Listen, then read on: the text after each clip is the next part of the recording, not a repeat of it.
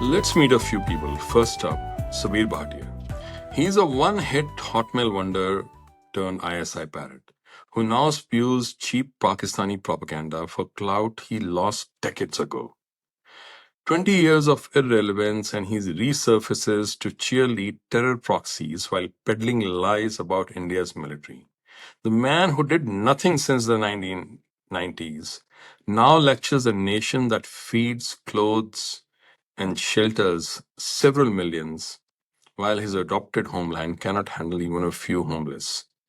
Moral bankruptcy and intellectual laziness have a new face. Sabir Bhatia. And then there is Jairam Ramesh. Jairam Ramesh is a bitter, washed up Congress hack who hides his anti Hindu, anti Indian venom behind fake intellectualism. He parrots again ISI propaganda while mocking India's growth, ensuring Congress remains a global joke under Rahul Gandhi. While India builds alliances and secures its future, Jairam whines from irrelevance, backing terror sympathizers and radical mobs. He is the perfect symbol of Congress, vicious, visionless, and collapsing under its own hypocrisy. And then there is Bhagwant Mann. This is a man who had to be deplaned from Lufthansa because he was too drunk to stand straight, embarrassing India on a world stage while slurring around like a toddler on a sugar high.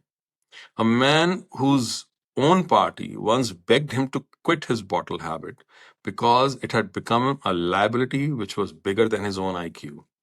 Punjab elected him to clean up the governance, but Mann was too busy cleaning up Patiala pegs to notice the state sliding into drugs, gang wars, and lawlessness under his watch. Now he wants to mock India's foreign outreach to Namibia. The dude cannot even navigate his own way to the bathroom without tripping. And he wants to navigate geopolitics? Really?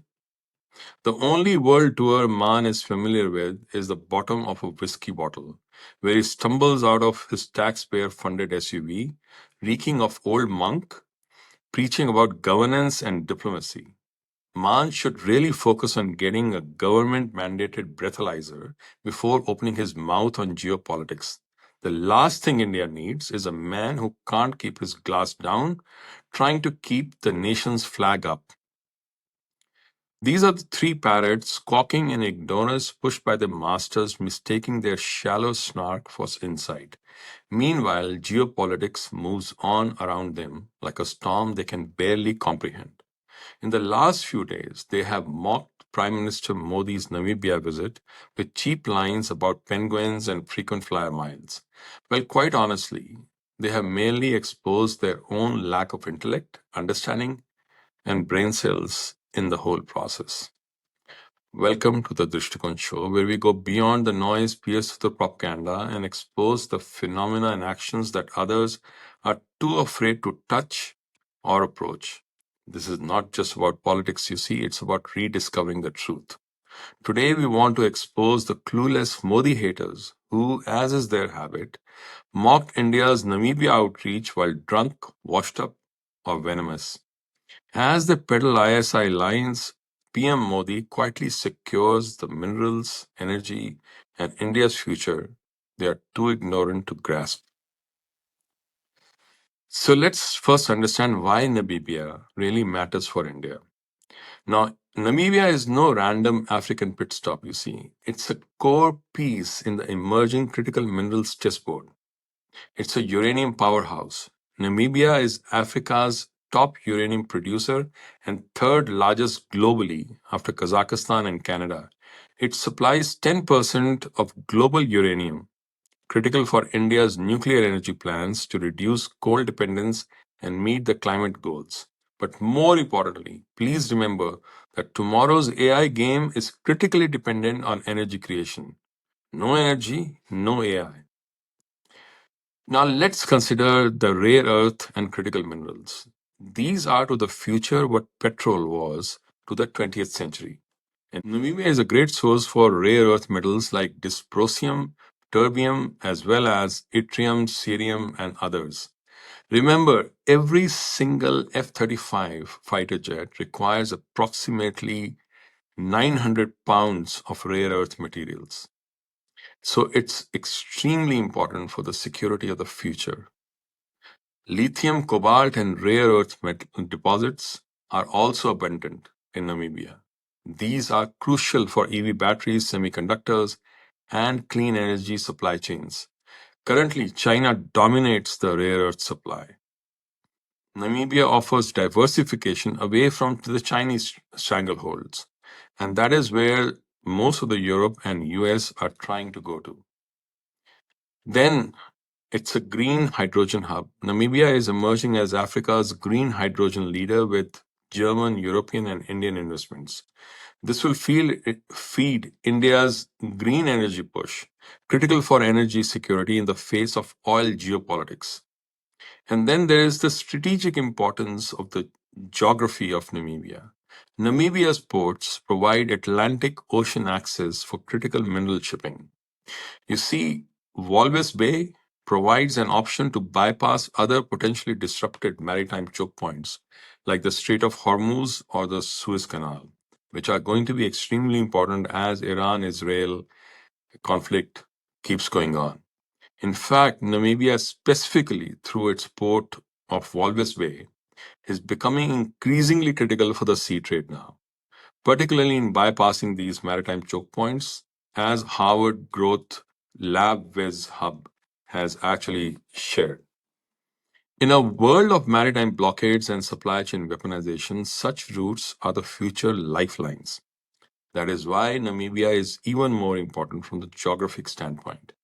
And then there is a global context, right, of mineral wars which are on, and they are the future. The US, China, EU, and India are in a silent but very fierce race for mineral security. Without lithium, cobalt, nickel, and rare earths, the entire EV, semiconductor, and AI revolution will go nowhere. China's BRI focus in Africa is basically for mineral extraction. The EU is rushing into Africa's mineral deals post-Ukraine war, and India's investments in Africa are a strategic hedge for its own energy transition and supply chain independence and the strategic autonomy that India wants. Namibia, with its stable democracy, clear mining laws, and untapped reserves, is the perfect partner for India's mineral and energy future. Well, while they giggle, all these Modi and India haters, like teenage trolls about the foreign trips, they fail to understand that India's future prosperity is tied to controlling mineral supply chains. They fail to see that the energy transition security is national security, because being a laggard in the AI's future will lead to sovereign slavery. They fail to grasp that global leadership requires active, consistent presence across the world, not hiding in Delhi corridors, tweeting fake virtues. Jairam Ramesh wants GST reform but has zero clue about India's industrial push for manufacturing will be bottlenecked by minerals, not tax policy alone. Sabir Bhatia, the ex-Hotmail founder, whose way passes his relevance now, can't differentiate between flippant sarcasm and serious analysis. His cheap shots about penguins only highlights his intellectual bankruptcy, and that he would rather see India beg for minerals than secure them independently. And Bhagwant Singh and his types, well, they should focus on cleaning Punjab's drug crisis and governance collapse before mocking India's global moves. And what can really be said about this drunken fellow, anyways? So let's see the big picture in terms of Namibia visit by Modi and India's ascent in the coming years. India is no longer the hesitant, reactive player that was during the Congress days, you see. It's building up the strategic mineral partnerships with Namibia, Mongolia, Australia, and Argentina, and other countries. It's moving to secure uranium for clean energy and rare earths for EV and defense needs. It is pushing green hydrogen to replace oil dependence. It is building port and logistics connectivity to hedge against the disruptions that are going to happen within the Indian Ocean region. All of this ensures that India does not become a pawn in the future mineral wars.